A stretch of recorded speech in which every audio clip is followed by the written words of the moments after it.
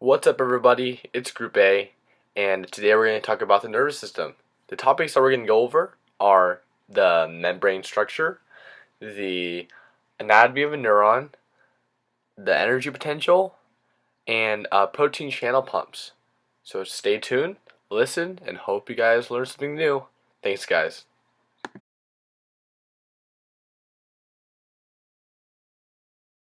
Vertebrate axons have narrow diameters but can still conduct action potentials at high speed. This adaptation that enables fast conduction in narrow axons is a myelin sheath, a layer of electrical insulation that surrounds vertebrate axons. The voltage-gated sodium channels are restricted to gaps in the myelin sheath called nodes of Ranvier.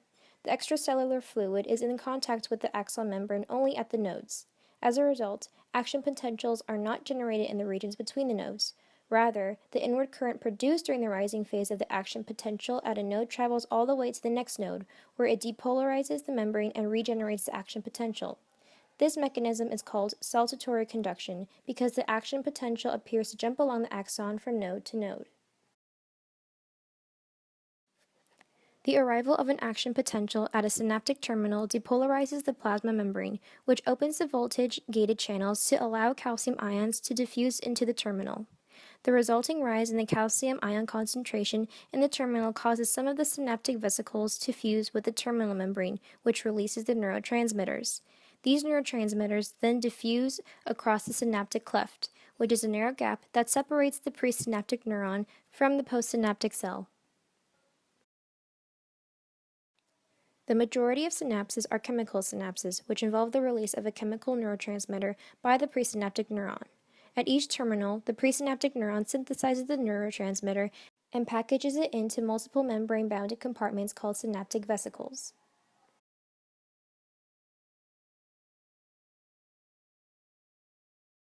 The axon cell stores energy but polarizes membrane, which make the negative charges on the inside of the cell and the positive charges on the outside of the cell. As a nerve impulse travels, the nerve is stimulated.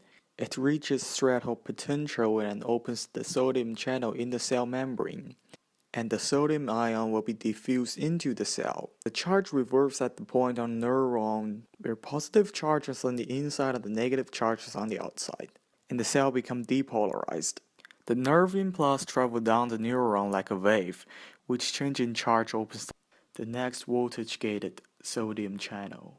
The sodium ion will continue to diffuse into the cell and the wave moves down the neuron as action potential. The second wave travels down the neuron and the potassium channel will be opened. Potassium ion diffuse out of the cell and the charge reverses back the point. Negative charges in the inside of the cell and the positive charges on the outside of the cell.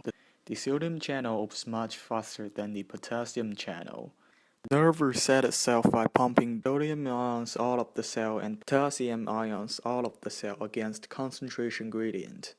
The sodium-potassium pump is activated by transport protein in membrane that requires ATP to pump out 3 sodium ions out of the cell and 2 potassium ions into the cell, which reset charges across the membrane. Step 1, you can see the resting state, where the gated sodium and potassium channels are closed. In Step 2, you can see the depolarization, where a stimulus opens some of the sodium channels, and sodium is allowed to flow in towards these channels, depolarizing the membrane. Step 3 is the rising phase of the action potential, where depolarization opens most of the sodium channels, while the potassium channels remain closed. The fourth step would be the falling phase of the action potential, where most of the sodium channels become inactivated, which blocks the sodium inflow. Most of the potassium channels are now open, which allows the potassium to flow outwards, which makes the inside of the cell negative again. The fifth step would be the undershoot, where the sodium channels close but some potassium channels are still open. As these potassium channels close and the sodium channels become unblocked, you get to step 6, where it is also called the refractory period, where the membrane returns to its resting state so it can rest before it starts the whole process all over again. Well, that's the end of our video.